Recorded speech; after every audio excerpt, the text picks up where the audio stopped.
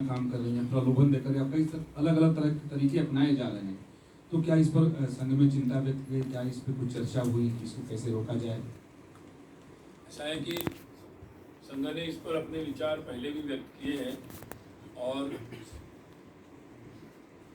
किसी भी व्यक्ति को अपने अपने तरीके से अपनी पूजा पद्धति का जो अवलंब है वो करने का स्वतंत्र अधिकार है, परंतु किसी को लालच देकर, जबरदस्ती या उसके मजबूरी का फायदा लेकर या योजनाबद्ध षड्यंत्र से कोई अगर किसी का मत परिवर्तन करने का प्रयास करता है तो वो मुझे लगता है कि गलत है और कहीं भी गलत है। मतलब और निश्चित रूप से हर समाज ये प्रयास करता ही है कि इस तरीके से जब भी कोई संकट उसके संस्कृति पर या उसके जीवन पर आता है तो समाज अपने दृष्टि से एक जागृति का प्रयास करता है ताकि हर व्यक्ति जागरूक रहे और इन बातों से वो बच पाए और समझ जाए।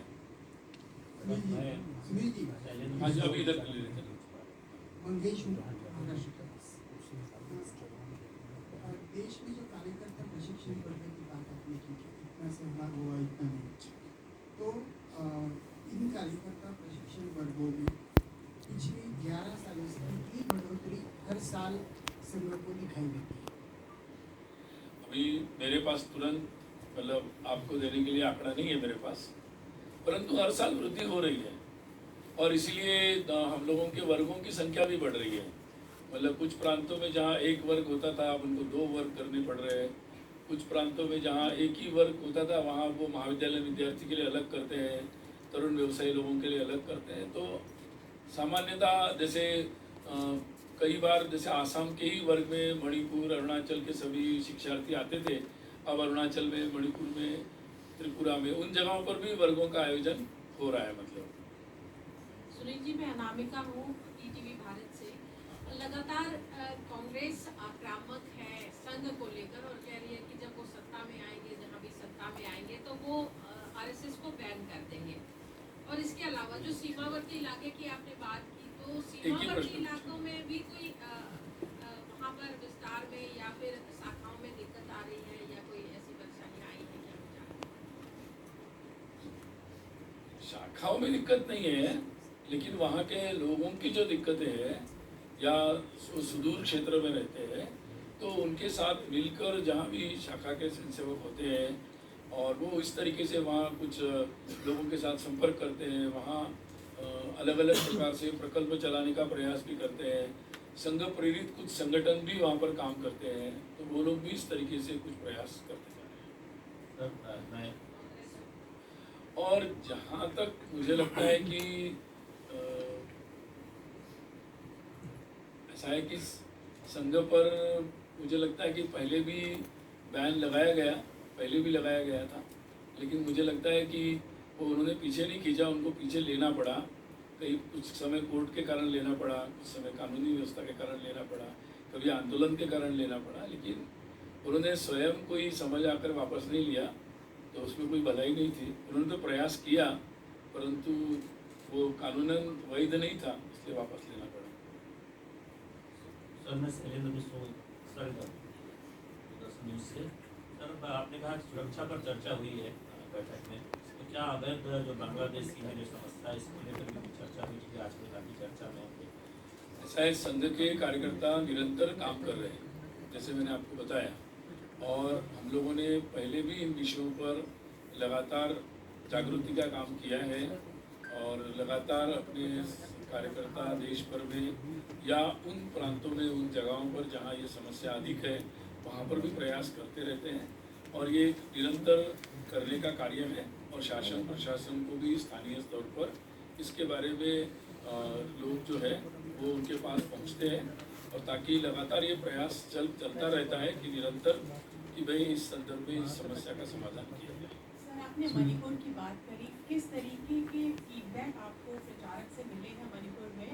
क्योंकि ऑपोजिशन हमेशा आक्रामक रहा है कि नॉर्मलसी नहीं है, आपको लगता है नॉर्मलसी है इस रिटर्न टू मणिपुर? आपको समझता है ऐसा है कि जब कोई जगह पर परिस्थितियाँ बिगड़ती है तो एक दिन में वो ठीक नहीं होती, लेकिन निश्चित रूप से अगर एक पिछले वर्ष की तुलना में अगर देखा जाए तो निश्चित रूप से एक थोड़ी शांति आने लगी है, शुरुआत हुई है शांति की, और धीरे धीरे जो हमारी दृष्टि से जो दोनों तरफ संवाद हो रहा है, तो धीरे धीरे रास्ते निकलेंगे इससे। सुनील जी, मेरा सवाल है कि आप लोग आर्थिक प्रगति समावेशी होनी चाहिए, इसको लेकर कार्यक्रम भी चलाएंगे, क्या सरकार के लिए भी इसमें कुछ मैसेज है? क्योंकि भारत में भी बार बार ये बात सामने आ रही है कि अमीर और अमीर हो रहे हैं और गरीब गरीब। जब इस पर कहने की बात हुई तो कहेंगे, अभी तो हमने आपको इकोनॉमिक की घोषणा है। Sunil ji, in Kerala, some controversy is going on regarding the picture of Bharat Mata. Some parties are opposing that. The governor trying to conduct some functions in Trivandrum also. Both. ऐसा है, इतिहास पढ़ना चाहिए। भारत माता ये imagination कोई समय से प्रारंभ नहीं हुआ, ये बहुत पुराना है, क्योंकि हम अपनी परंपरा से भारत को एक माता के रूप में देखते हैं, और उसके अलग अलग तरीके के इमेजिनेशन जो है वो समय समय पर किए गए हैं। स्वाधीनता आंदोलन ने भी ये जो पिक्चर इमेजिनेशन था, ये काफ़ी मतलब मात्रा में था। बहुत सारे मतलब जो स्वतंत्र वीर थे, उन लोगों ने भी इसके बारे में इमेजिनेशन किया है। तो भारत के कुल मिलाकर भारत के जो इमेजिनेशन है हमारे सारे भारतवासी लोग के लोगों का, उसमें अपनी मातृभूमि को हम एक माँ के रूप में देखते हैं, तो उसका पिक्चराइजेशन अलग अलग स्वरूप में होता रहता है, उसको उस सम्मान से ही देखना चाहिए। सुनील जी, मैं अर्चित मोहन हूँ बिजनेस स्टैंडर्ड से। मुझे लगता है एक हाथ प्रश्न। हाल में स्वदेशी जागरण मंच और किसान मंच दोनों ने अपनी चिंता व्यक्त की। अपनी चिंता स्वदेशी जागरण मंच और किसान संघ ने अपनी चिंता व्यक्त की India US bilateral trade agreement पे, खासतौर से उसका असर जो देश के डेयरी उद्योग और कृषि पर हो सकता है, उस पर क्या कोई चर्चा हुई? और दूसरा था नक्सलवाद के खात्मे पर। इस सरकार की एक बड़ी कामयाबी रही है, जो नक्सल प्रभावित ज़िले हैं वहाँ पे नक्सलवाद में कमी।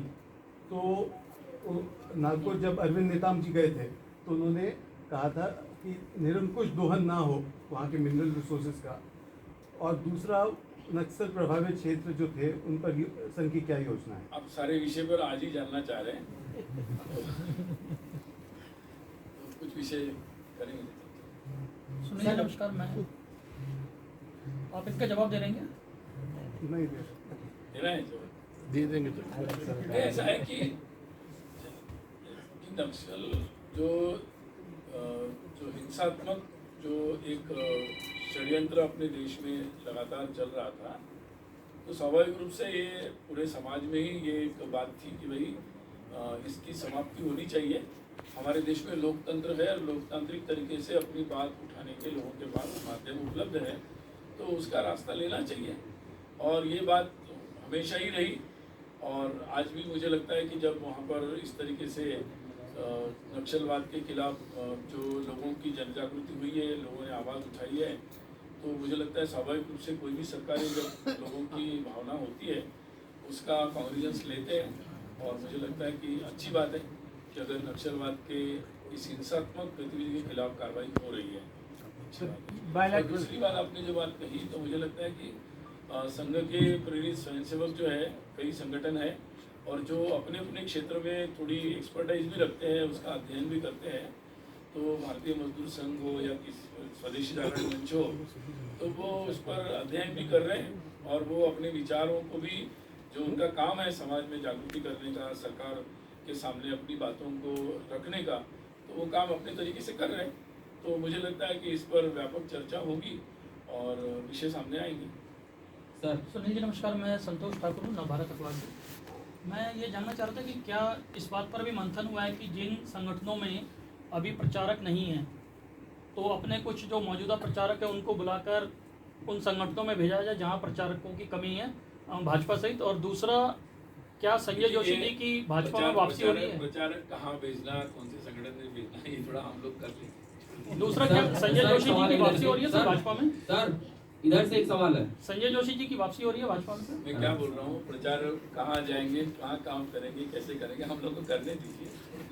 सर ये कह रहा हूँ तमाम, सर गौरव मिश्रा भारत 24 से, तमाम जो बैठकें होती है संघ की, सर इस बार जो बैठक हुई है उसमें जनसंख्या नियंत्रण से संबंधित किसी प्रकार की कोई चर्चा, कानून कब तक इस पे आएगा या संघ इस पे क्या सोचता है? दूसरा सर, शुरुआत में आपने कहा था कुछ ऐसे भारत में हिस्से हैं जहाँ संघ कि लोगों को जाने में थोड़ी कठिनाई होती है? क्या शाखा लगाने में या कुछ ऐसी दिक्कतें कुछ हिस्सों में हो रही हैं? ऐसा है कि मैंने आपको पहले भी कहा कि लगातार जो सार्वजनिक जीवन के महत्व के राष्ट्र के विषय है, उन विषयों पर पूजनीय सरस्वती अलग जी समय समय पर वक्तव्य देते हैं। पिछले दिनों में भी ऐसे सारे विषयों पर उन्होंने अपने विचार रखे हैं। संघ का विचार रोज नहीं बदलता, और जो पूजनीय सरस्वती अलग जी ने जो बातें रखी है, उन विषयों पर हम लोग अपना कार्य करते रहते हैं। तो आपको उन्हीं विषयों से जो भूमिका रखी गई है उसी को समझ लेना चाहिए। सर, मैं पीयूष तिवारी हूँ सर, इधर से न्यूज़ वन इंडिया। अब सर मुझे लगता है सर एक सवाल पीयूष तिवारी हूँ सर, न्यूज़ वन इंडिया से। सेक्युलरिज्म और सोशलिज्म पर क्या चर्चा हुई थी? क्योंकि पिछली बार कहा गया था कि इस शब्दों पर चर्चा करने की और समीक्षा करने की जरूरत है। मैंने पहली जब प्रेस ब्रीफिंग हुई उसमें इसका जवाब दे दिया था। माननीय सरकार्यवाह दत्तात्रेय जी ने अपने विचार रखे हैं, और वो आपातकाल के जो एट्रोसिटीज थी उसका स्मरण कर रहे थे। जैसे लोगों पर जेलों में अत्याचार हुआ, वैसे संविधान के साथ भी अत्याचार हुआ, और ये बात नई पीढ़ी को भी पता होनी चाहिए कि वास्तविकता क्या है। और रही दूसरी बात कि ये जो जिन परिस्थितियों में संविधान बदला गया, ये अच्छी परिस्थिति नहीं थी, लोकतांत्रिक परिस्थिति नहीं थी, और इसलिए डेमोक्रेसी में क्लोज चैप्टर नहीं होता है। विषयों पर चर्चा होती है, चर्चा होनी चाहिए। हर जनरेशन को अधिकार है कि वो पुनः एक बार देखे, चर्चा करे हर विषय की। अभी लास्ट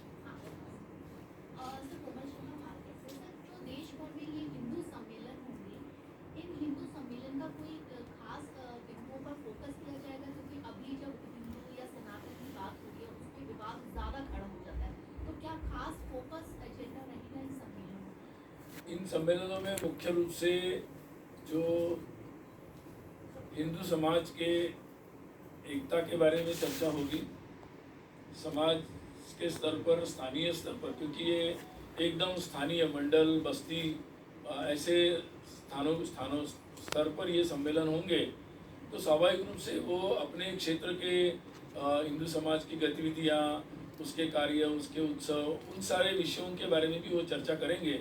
साथ ही हिंदू समाज में जो बुराइयां हैं, उन बुराइयों को कैसे दूर कर सकते हैं, जैसे सामाजिक समरसता को कैसे स्थापित कर सकते हैं, इन विषयों पर भी चर्चा होगी। और जैसे मैंने आपको सूचित किया है, मुख्य रूप से पंच परिवर्तन के जो विषय समाज के सामने रखे हैं, उन विषयों पर पूरा समाज, हर परिवार, हर व्यक्ति और सभी लोग मिलकर कैसे उस पर अमल कर सकते हैं, कैसे इन विषयों को आगे ले जा सकते हैं, इस पर वो सब मिलकर चर्चा करेंगे। ठीक है, धन्यवाद आप सब लोगों का। आप हमारे आग्रह पर आज की प्रेस ब्रीफिंग में आए, उसके लिए आप सभी का धन्यवाद करता हूं, और भविष्य में भी आप हमारे आग्रह पर आएंगे ऐसी अपेक्षा करता हूं। आप तो सब अब अल्पाहार पर आमंत्रित हैं। अल्पाहार की व्यवस्था 2nd फ्लोर पर है, तो आप लिफ्ट की सहायता से दूसरी तरफ पर जा सकते हैं। तो आप सबसे निवेदन है कि